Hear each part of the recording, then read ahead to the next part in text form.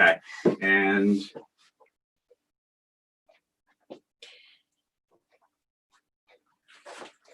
we're live, but we're good. So are we on?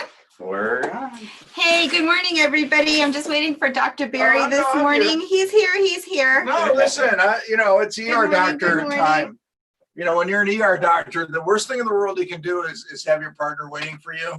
Oh, yeah. No, and today you have to excuse me, but I'm wearing Dr. Barry's coat. nice. Yeah, the only reason is because I had a green sweater on and I blended yeah. into the green screen I know. and you couldn't see me. Yeah, we're still learning. I know, it's funny. So today I'm Dr. Barry. I learned that early on when I did my TV. So I did TV, believe it or not, in Cleveland in the 90s. I did 3 years on the noon news. Nice. I took calls. Very And this nice. was way back when and blah, blah. But I learned early on there were certain colors that You you couldn't cannot wear. wear, and I know. didn't know, so I thought it was gonna look all nice. It's so fun to watch the weathermen there when they do when they that. go I like know, this, they they're point, like, there's and they're nothing like, there. and here's Florida, here's the tropical storm. Well, because we both do our Sarasota 7 thing too. We want to give a good shout out to our friends ABC over there. and Yep, Suncoast ABC News, 7. they're great. They and are. They have us on regularly, so they're a nice. I enjoy being their cannabis, expert. Boy, depression.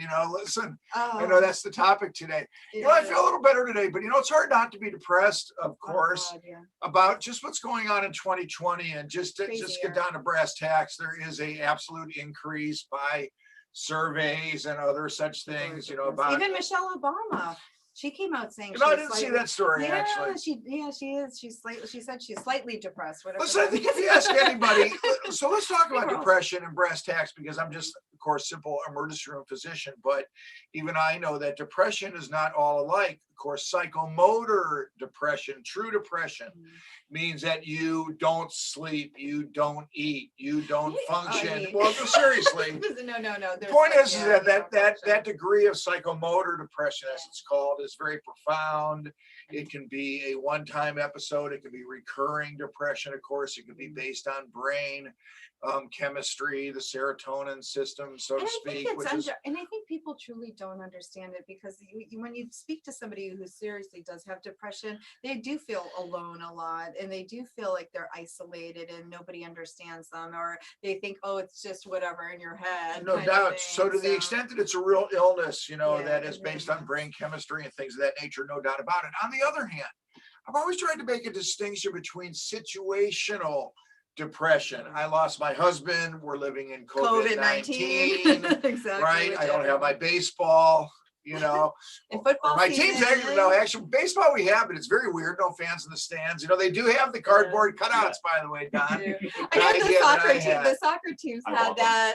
I love it. The soccer fans were like, a great idea would be to donate, to a good charitable fund, and then you get your picture shown in the stands. That may be how they're doing it already. So I suspect that ship has sailed, But my point about depression is this: listen, you don't want to overtreat, so to speak, situational depression. So if you're married to your partner for 50 years and they pass away, of course you're going to have a period of time of depression. But to me, that's a situational grief. Yes. That's time will be the only thing that will reliably heal that depression. Family support, counseling, a shoulder to cry on. We're in such a pill-oriented society these days that, to me, one of the things I hate most about medicine is that when you go to your family physician in a situation like that they just may throw you on a pill rather than counsel you and take another 10 minutes. And I think the social or schedule another appointment. We don't have social. We don't have or that refer social you to bonds a with family counselor. and friends as we Social used to. workers used to do counseling, and they still do. My point is, it's so hard to find the appropriate resources, but it doesn't necessarily come in a pill, and it surely shouldn't come in a pill that will addict you. No, which is daily something use even worse. of Ativan, Xanax, You're already right? depressed, and then you're gonna get on some pills. Even when you get started on a serotonin uptake, a medicine, a Prozac or Lexapro, all those common ones, once you start them, it's hard to stop them. Yeah, you hear So that to every me, day. I say to people, think twice. So where does cannabis come into play? So cannabis comes into play, of course, because of all of the cannabinoids that interact with the endocannabinoid system. Listen, just getting on the political train a little bit, and not necessarily the blue. How about that VP nomination? Woohoo! Big shout I out. thought her speech was inspiring. Oh my really God, I did. love her. And I do love the connection between her and Bo Biden, Bo who was Biden Joe's was a son, of very course. And strong you could just, I thought Joe was gonna, and I think he probably I was. thought he was tearing up. I thought that And was why hard. wouldn't you? Because it was the Yeah, love it was between father and son father and part son. of it. I thought that was so Heard the striking to story. me. And I thought Kamala's line, of course, that everything he's inherited, he's run into the ground. Yeah. And I've always said that. And I really thought the financial, or what was going on in the country to that extent, jobs and things percolating along and where we were, I always thought was a continuation of the Obama and Biden years in recovery. It was recovery. If you look at the economy and how economics, and this is too technical, it goes up and down, but it was on that swing. And now people are depressed. They're out of work, COVID-19, they have anxiety, they're worrying about their kids going back to school. Next week, it's a rough time. So there's a million things, and there's a million things to lay awake at night. And they do. That was insomnia last week's topic. But And just this is more of a situational depression is what my point is, just kind of wrapping that part of it up. Listen, we have things going on. That doesn't mean my brain chemistry is altered, okay? And I need this, that, whatever. I need family support. I need counseling. Where cannabis comes into play is, and it's a botanical plant. What I was going to allude to when I said the politics, but not necessarily our red and blue. The American Heart Association came out with their statement about cannabis, this past week, and it was a negative statement. I thought it was, and the reason I didn't like it was because they're stuck on the THC train and on the train of smoking of cannabis. And I made a point on Twitter, and I'm going to continue to make the point. I've actually reached out to David Nathan, who runs the one of the larger national organizations. This message needs to be heard. It's all the cannabinoids, not just THC. It's CBD, the CBG, CBC, all the other anti-inflammatory. Other than smoking. Also. There's flavonoids and terpenes. Well, that's the second point. And it's the multiple routes of delivery, right?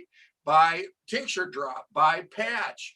I watched the Global Cannabis Summit yesterday on my computer while we were seeing telehealth patients. And one of the topics was patches and patch delivery. So my point is that the research, they were still talking about the risks and the dangers, okay? Yeah, my point is, okay, let's go ahead and research that appropriately by getting rid of Schedule 1. Let's go ahead and do that research, but let's not lose sight of the research of the potential of positives from the other cannabinoids in combination with THC for anti-inflammatory effects. There are heart receptors. Dr. Joe Rosado gives a great lecture on this, Beyond a Little Bit My Science. If there are any questions, I know people listen to this. If you have questions in particular about anxiety, depression, if you're suffering from those, if you have any questions, please ask. Yeah, shoot them out because I'm getting there. Sorry. So once again, it's not just the THC in cannabis, which, let's face it, some people may have an anxiety-induced reaction to cannabis, but a lot of times, believe it or not, that's because it's been illegal, of course. So when you're doing it down, it's one of my jokes that I make with the patients. A lot of our doobie 2 patients, soft doobie 2s, as Donna knows we call them, those that have only done cannabis once or twice. The reason they may have only done it once or twice is that the first time they did it, it was a bad time because their friend brought over a half a joint that they found somewhere, their brother gave them. Their parents were actually upstairs and they're down in the basement in the corner, sitting there, So of course you're going to have an anxiety reaction, seriously. And you don't know what, you can imagine. And I have people tell me this all the time. But certain strains of cannabis can induce anxiety, so to speak, and things of that nature. So that's the THC aspect of it.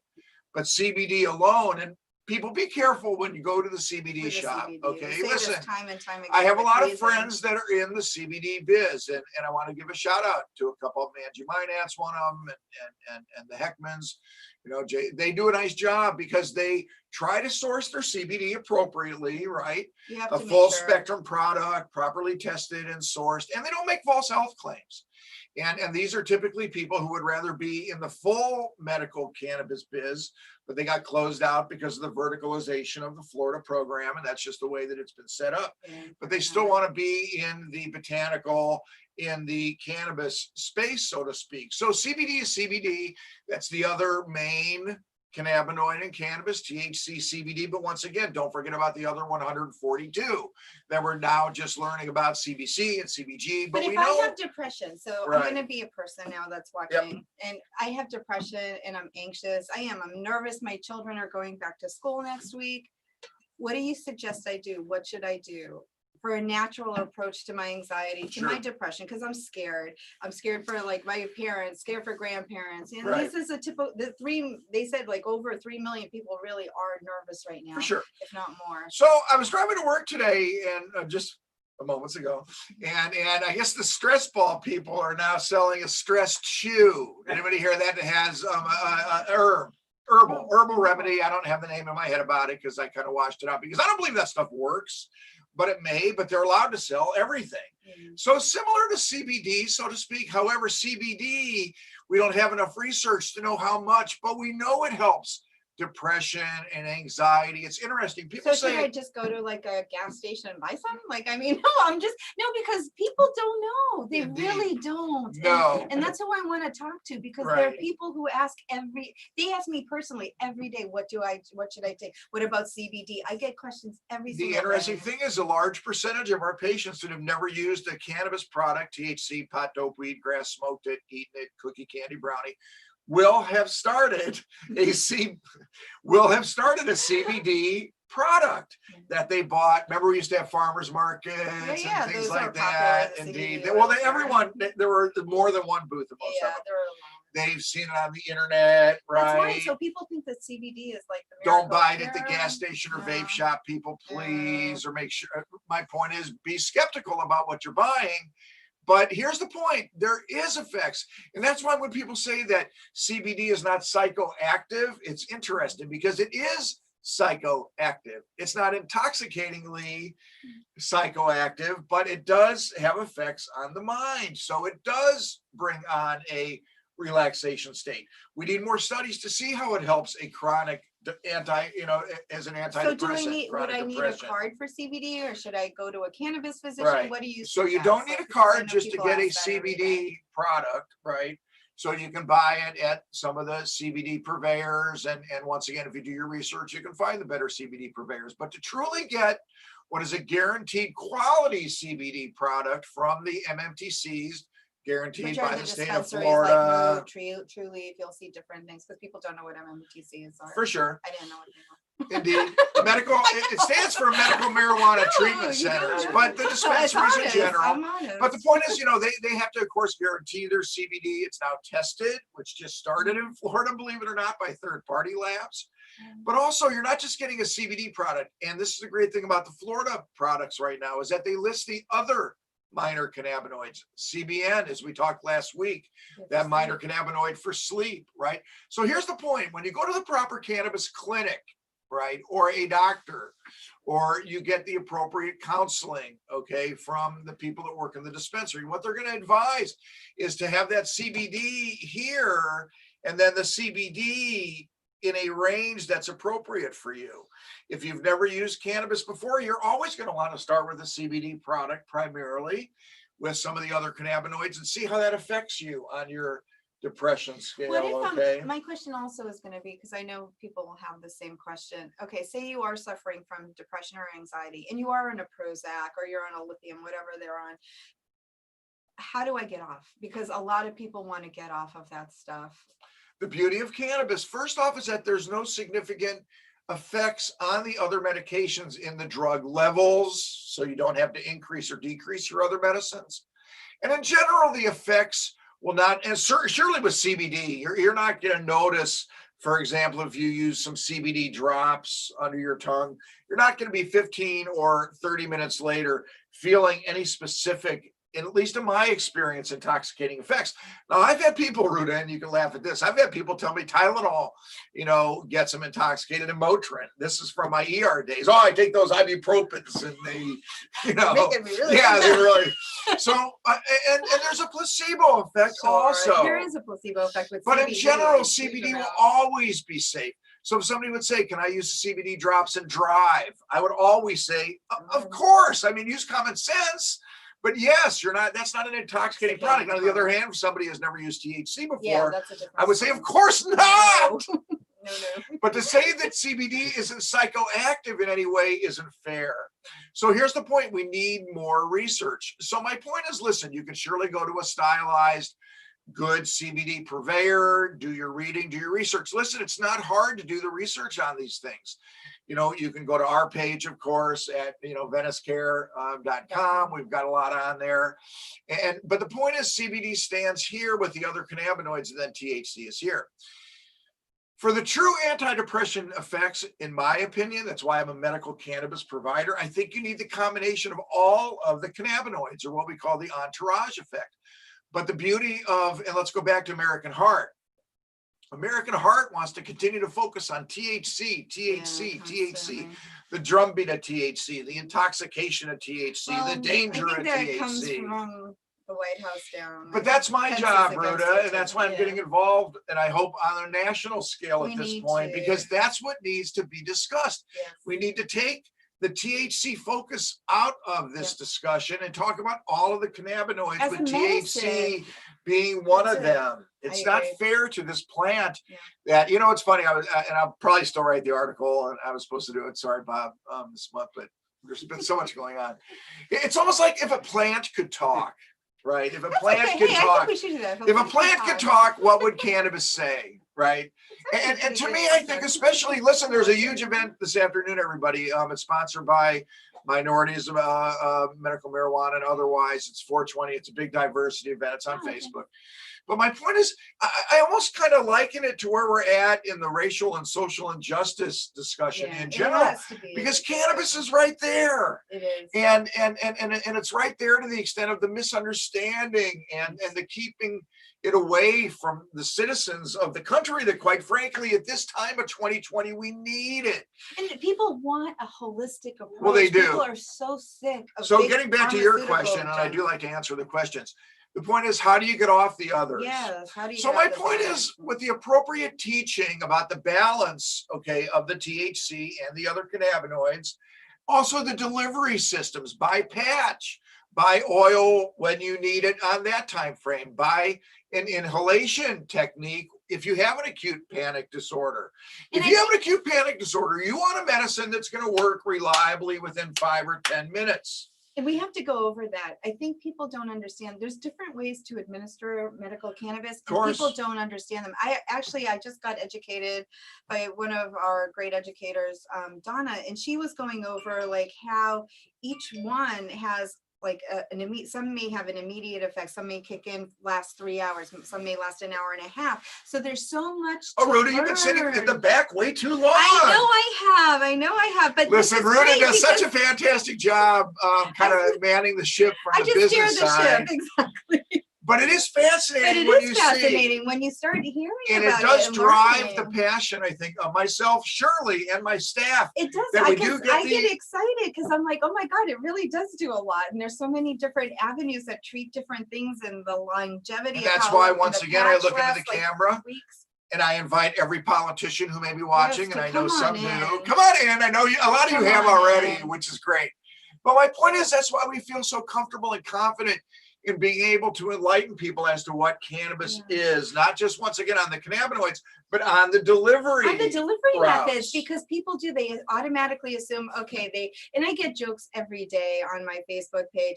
Oh, you're getting high. Oh, easy job. You get doped up. I'm like, that's not the case with cannabis. And it's funny. And again, we hope after all this COVID goes away eventually one day, I'd love to do it. We'd love to do an open house again, because then we can invite everybody in, and then you can come take a look at what a cannabis clinic really looks like. You can see the product room. It looks like a pharmacy. You can ask questions, talk to the educators. So hopefully, like I said, when this all passes, we can do that, because there's so much information. And myself, like I said, I've been here like a year and a half already, and I keep learning every day. And honestly, there's still a lot of barriers, and people have those barriers. There's still a stigma, even though, like you said, it's 2020 and they're living in 1980. That's half full. What's half empty? No, listen, Ruta's right. But here's the good news. That wall of idiocy, as I like to call it, okay, was up here. Well, the wall. Did it fall down during the rains or something like that? I don't know. I don't know. That was hilarious. But I like to call it the wall. Listen, there's no wall that can't be knocked down. But the cannabis wall is an interesting wall. They've had such a long head start. you know, on building up their wall. So the wall of idiocy used to be up here and the wall of legitimacy was down here when I started. Believe me when I tell you. And I think we're like 50-50 right now. And that's good. That's good. That's good. It's But we're only scratching the surface. Yeah. And We that's still why have a we long way to continue go. to love these green rooms and the Yes, other and we things that hope we're you putting like together. them too. Please go. Can I shout out Ask Dr. Barry and all that? Yes, we're going to be launching. Oh my God, let me set it up. We're going to be launching a Alright. new series. It's awesome. It's called Ask Dr. Barry. And he's going to be taking different topics, not even all cannabis related. We're going to have one on itis, you know, arthritis, colitis, all of the itises. Well, it actually stems. It does. No, it stems because when I was in Ohio, when I would come down to be a snowbird, there was Ask Gary. Oh, God, right? yeah. Ask Gary. He's on radio all the time. This, that, whatever. So I went back up to Ohio and I set up my websites and all that up there. It was like Ask Dr. Barry. So those are actually going to be taped. So there will be series, an educational series. So we're going to put on links on the Facebook page, on Twitter, on YouTube. Please like us on YouTube. Please go share, subscribe on Venice Care Compassionate Cannabis Clinic under YouTube. And then it'll be Ask Dr. Barry. So please, we're trying to reach out to you. We want to be interactive as possible, informative. If you have something that you want us to talk about, please shoot us an email or shoot us a quick text. Let us know. We'll be happy to address it. Yeah, I mean, our goal is to get out to as many eyes as we can. We want education. We're just scratching the surface, you know, and we know that it's time to deliver this message of safe, holistic, educated healthcare. And we're going to be out here doing it every day. And quick reminder. Early voting. It's happening right now. Please go vote August 18th. We have the primaries. Please vote. If you want to talk about depression and anxiety, the Postal Service. Oh gosh, that's a whole other thing. You have a telehealth call. So we have to wrap it up. All right, you guys. See you next week. We hope you enjoyed it. And please reach out to us with any questions. Thank you.